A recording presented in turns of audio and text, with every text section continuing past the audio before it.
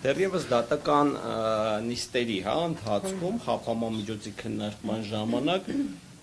ես հայտարարեցի, որ ծավալուն քրեական գործի նյութեր են ներկայացրել, բայց որևիցե մի փաստական տվյալ չկա, որ այդ գործը կապ ու առնչություն ունի Սամվել Կարապետյանի հետ։ Այդ գործի մեջ տարատեսակ ընկերությունների անուններ կարող եք տեսնել, տարատեսակ անձանց անուններ կարող եք տեսնել, բայց փաստական հիմք ու հիմնավորվածություն, որ խոսել այդ գործը կապ ու առնչություն ունի Սամվել Կարապետյանի հետ, դա զրոյական է։ Իրականում գործ ունենք բացարձակապես քաղաքական հետապնդման հետ եւ միացեն շատ ակներև հանգամանք ես կցանկանամ, որ մեր հանրությունը իրազեկված լինի։ Քննչական մարմինն ի սկզբանե օրենսդրորեն նախատեսված մենակ մեղադրող մարմին չէ, քննչական մարմինը նաև անձի անմեղությունը հիմնավորող ապացույցներ ձեռք բերող կառույց է, այսինքն քննչական մարմինը պետք է ինչպես ապացույցներ ձեռք բերի մեղավորությունը հաստատող, այնպես էլ պետք է ձեռք բերի այդ անմեղությունը հերքող ապացույցներ, այսինքն օբյեկտիվ ապացույցներ պետք է ձեռք բերի։ Բայց այս քրեական գործը այն բացառիկ գործերից մեկն է, որին պաշտպանական կողմը թերևս կարողացել է պաշտոնապես հասնել նրան ու հիմնավորել ու ապացուցել, որ վարույթ իրականացնող մարմինը ձեռք է բերում բացառապես շինծու եւ մեղադրական թեկումով ապացույցներ։ Ու այն հարցադրմանը, որ օրինակ բա այս մարդուն ինչի չեք հարցաքննել, այն մարդուն ինչի չեք հարցաքննել, մեզ տրվող պատասխանը շատ ուղիղ է ու դիպուկ։ Չենք հարցաքննել, որովհետեւ մտավախություն ունենք, որ այդ մարդը հնարավոր է իօգուտ ձեզ է ցուցմունք տալու։ Մենք ինչի անունները կտամ հենց հիմա այդ հայտարարությունն արել է հենց քննչական խմբի ղեկավար Սպարտակ Պողոսյանը, որը ես իմ խորին համոզմամբ դա դուրս է վերջինիս լիազորությունների սահմաններից եւ նա նման կերպ քրեական գործ վարելու իրավասություն պարզապես չունի։ Քրեական գործով չի կարելի չհարցաքննել այն անձանց, ում մտավախություն ունեն, թե կարող է օգուտ ձեզ ցուցմունք տալ։ Դա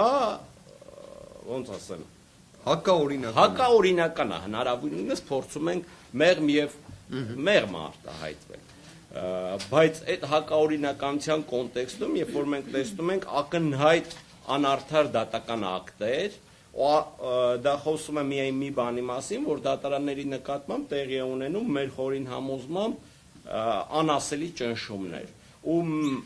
իմ մոտ, իմ գործընկերների մոտ վստահ եմ նաև շատ մեծ հիասթափություն առաջացավ, երբ որ այդ անասելի մեծ ճնշումներին տուրք տվեց հենց ամենաարագը Հայաստանի Հանրապետության Վճռաբեկ դատարանը, իդեմս հակակոռուպցիոն պալատի, որ այդ դատական ակտը ստորագրած դատավորների կարգապահական պատասխանատվության հարցն ենք մենք բարձրացրել, դիմել ենք էթիկայի հանձնաժողովին եւ խնդրել ենք օրինակի համար պարզել, այդ ոնց է լինում, որ մի շարք տարբեր գործերով, ընդ որում իմ գործընկերը ուսումնասիրություններ արել եւ կոնկրետ գործեր ենք մատնանշել, մի շարք տարբեր գործերով վերջիններս ամիսներ է տևում, շատ դեպքերում նաև տարի է տևում, որ որոշում են կայացնում, իսկ Սամվել Կարապետյանի գործով ընդամենը 10 քանի օրվա մեջ իրանք շատ մեծ արագությամբ որոշում կայացրեցին, որ իբրև թե առկա է հիմնավոր կասկած։ Այն դեպքում, երբ որ մենք այդ հիմնավոր կասկածի հերկմանը շատ մեծ դժվարությամբ հասել էինք մոտ 3 կամ 4 դատական այցյաններում, այսինքն 3-4 դատական այցյաններով մենք հերկել էինք, որ այդ հոդվածներով բացակայում է հիմնավոր կասկածը, բայց անասելի արագությամբ ու պրակտիկայում երբևէ չհանդիպած դեպքով Վճռաբեկ դատարանը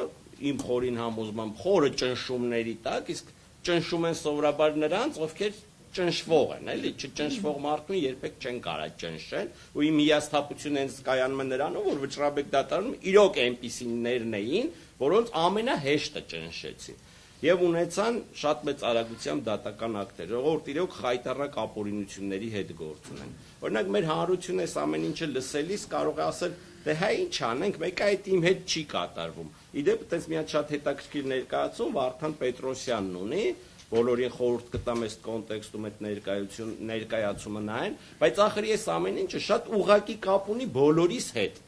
Այդ թվում ստեղ նստած անձանց հետ։ Հիմա պարզաբանեմ ինչի։ Եթե օրինակ միջազգային մասշտաբի մի հատ ինչ-որ խոշոր ներդրում իրականացնող անձ իր գլխի մեջ փորձում է մտածի, պլանավորի Հայաստանում մեծ ներդրումներ իրականացնի, նմանատիպ դրսևորումներ տեսնելով, նման ապօրինություններ տեսնելով, հեծի նկատմամբ նման ոչ իրավաչափ գործողություններ տեսնելու արդյունքում հնարավոր չի պատկերացնել որևէ խելամիտ ու բանական բիզնեսմեն, ընդ որում այդ բիզնեսմենները միշտ լինում են շատ խելամիտ ու շատ բանական ու շատ հաշվարկած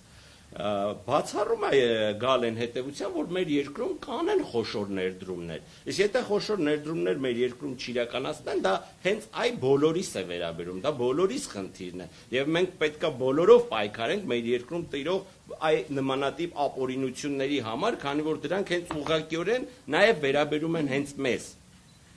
Չգիտեմ, երկար է հնարավոր խոսել այս գործով տիրող անօրինականությունների մասին, բայց չծանրաբեռնեմ ձեր ժամանակը, խոսքս փոխանցեմ իմ գործընկեր։ Ձեր հարցերին հետո որ անպայման պատասխան։ Տեսեք, ես կոչի դրվագին եմ փորձում